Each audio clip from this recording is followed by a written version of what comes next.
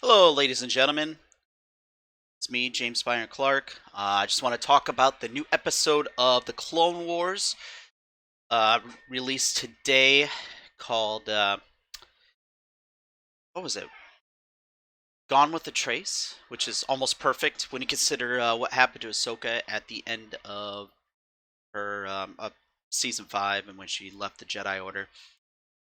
But anyway, so my initial thoughts on this are first of all, that I kind of wish that it was a little bit more grown up. You didn't watch the first four. That's okay. That's okay. You need to catch up though, not animator artist. But I wish it was a little bit more grown up.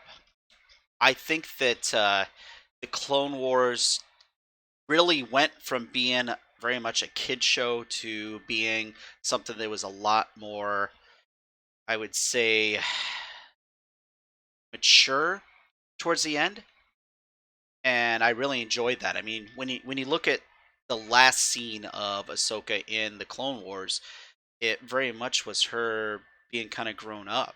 It was a different show than where it really started. And in some ways I felt like this episode was Filoni going kind of backwards a little bit in tone, and I really kind of wish that they would just kind of go with that more mature, darker kind of feel to this. But overall, I thought it was a really good episode. There's just a couple things that I wish were a little bit better. I thought it was a great setup episode, and by that I mean that it's been a long time since we've seen her, at least in this era. I mean, we had her in Rebels, but that's after she had kind of grown up and become a different person. So we kind of needed to be reminded of who she was, and not only that, but kind of get a feel for where she was in this timeline. I mean, first of all, I get the feeling that this wasn't, hey, what's up, Yay Turtle? Uh, it should show we're getting our white sabers. Well, first of all, for them to do that, timeline wise, she won't get those until after this arc is completely done. Yes, they should definitely add Ahsoka in Battlefront 2. I think we're gonna get it in probably May or June. Crossing my fingers. It's one cross finger, two count. Yeah, it cancels it out. Never mind. But anyways, um, her white sabers she gets after the Clone Wars thing is completely done, and before she shows up in Rebels, because she has to basically take them and from. Yes, it was a very very good episode. Uh, but she has to take them from Inquisitor. She basically, if you've never read the Ahsoka novel, I'm not going to spoil anything for you on that, but it's absolutely phenomenal the way that she takes the kyber crystals from the Inquisitor and takes them when they had been bled and they were red, but she turned them white. And that's the reason why they're white, because apparently when a lightsaber, when the kyber crystals have been turned to the dark side and then they're purified, they turn white. But there were a couple notes that I had on this. First of all, time wise, I don't think this was immediately after she left the Jedi Order. She had time to purchase a bike, which I think in some ways I hope we get another novel or something to kind of explain what happened to her immediately after she left the Jedi Order. Um, I will not play Battlefront in this stream. I'm going to start a new one. This one's going to go until about 9:55. I'm going to start a Battlefront stream at 10. Yeah, I think it is. I think it is about a year. So I think. Let's see. Well, the best way to to look at this money wise, she probably left the Jedi Order without much of a concept of what money was. I mean, obviously there were credits the Jedi had, but they used those more as a community to get things done. I don't think individual Jedi had credits or money. So this whole concept of her having to barter with and deal with money in this underground, I think is going to be such a different thing for her, but I don't think they're going to have time to really expand upon that in. Um, oh yeah, in here about 15 minutes, I'm going to start a new Battlefront 2 stream. Uh, but she's gonna have to have time to kind of adjust to this new life. Going from being more of a collectivist type situation to having to become more of an individual. It's 10:45. Oh, so East Coast, nice. Yep, about 15 minutes. I'll start another Battlefront 2 stream. Uh, Another great moment from this, and once again, there are going to be spoilers in this, but I don't think it's anything that's going to be where it's going to ruin it for you. At one point, her new friend asked her where she learned to fight, and she said, and this was pretty touching. She said she learned to fight from her big brother, and I love that because I've always felt like that's kind of the relationship that Ahsoka and Anakin had, was more of a big brother little sister type relationship, and I think that's pretty awesome. It's pretty touching too, and it really makes the events in Rebels a lot more tragic, I guess, especially considering how she looked at Anakin. Let's see, what else do I have on here? And I think another thing that they brought up in this episode is how much uh, the normal people of the galaxy don't have a very good opinion of the Jedi. And the question is, and once again, so I was saying earlier, hopefully we get a book that kind of explains what happens to her right after she leaves the Jedi Order, because they aren't going to have time to really get into that much in this series. But also, kind of getting into how the galaxy looks at the Jedi and whether or not that's something that's new.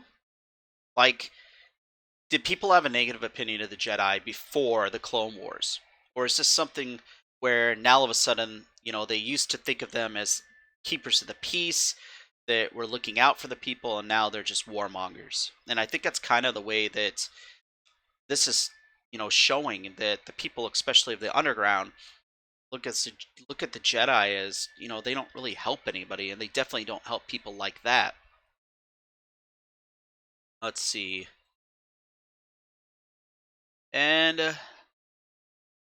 you know, Ahsoka, when she left the Jedi Order, and if anybody's ever been a part of an organization where a majority of your identity is through that organization, whether it's religion, whether it's a school, a family, even sometimes when people move out of their parents' house, their identity was so tied to the family that there's a struggle to figure out who they are as an individual. And I think that that's where Ahsoka is right now. She's trying to figure out who she is, and I think that that's kind of fascinating. I think I saw somewhere where they thought that maybe there should have been more introspection on her part, where maybe some alone moments where she's questioning where she is in life, and I think she's still kind of in shock, like trying to figure out how she's going to live without having this structure around her. And then the last comment I have, and if you guys have anything you want me to discuss, throw it in there. I think I've got. I'm probably going to do this for about maybe tops 5 more minutes. Uh, I saw some comments. I was looking through some reviews from some other YouTubers, and first of all, most of them, a lot of them didn't like this episode. I thought it was great. I mean, it wasn't going to be completely action packed. It wasn't going to be a full story. It is definitely a setup episode. It's always was going to be. I don't know what they were expecting, but there were some people in the comments, and I'll hit up on Darth Maul versus Ahsoka here in a second, uh, that they thought that this was a woke episode, like this is social justice warrior stuff. Where the hell are they getting at? These are people that have gotten it in their mind that Kathleen Kennedy, the president of Lucasfilm, all she wants to do on her job is push agendas. And I'm not saying that's not part of it. That is part of it. I mean, she's somebody that wants to use her platform to deal with some issues. But so was George Lucas. Come on. George Lucas was big on trying to put things within his stories that dealt with bigger issues. And I mean, the biggest franchise in all of media right now is Marvel. And if there isn't uh, I don't know, a creator that was pushing agendas. I mean, Stan Lee was the master at that, so it's not like this is anything new. But this episode, what? Because she has a friend, and it's a pretty much a female centered episode, and that's supposed to be a woke episode and pushing an agenda. Get over it, people. This is not what that is. Um, I I'll have to change the Battlefront streams time. Why? What's up with the title on it? I'll have to check it out here in just a second. But yeah, I just think people need to get over this whole thing that Star Wars is nothing but this pushing agenda type thing, because it's not. There's definitely, maybe I can understand with Rey people thinking that that was a little bit too strong. But yeah, I don't get people who are like that. Now, as far as Maul versus Ahsoka, that's not going to happen until, I think they're talking episode 9 or 10. I think episode 10. I think is when the Maul stuff starts. So there's going to be 3 to 4 episodes that's going to deal with Ahsoka and Maul and the Siege of Mandalore. So I'm really looking forward to that. Oh, it does say episode 158 again. I will change that before I get going. That's why I've got about 2 minutes left on this, and then I'm gonna get into that. Um, but anyways, so just to wrap it up, I thought it was a really good setup episode.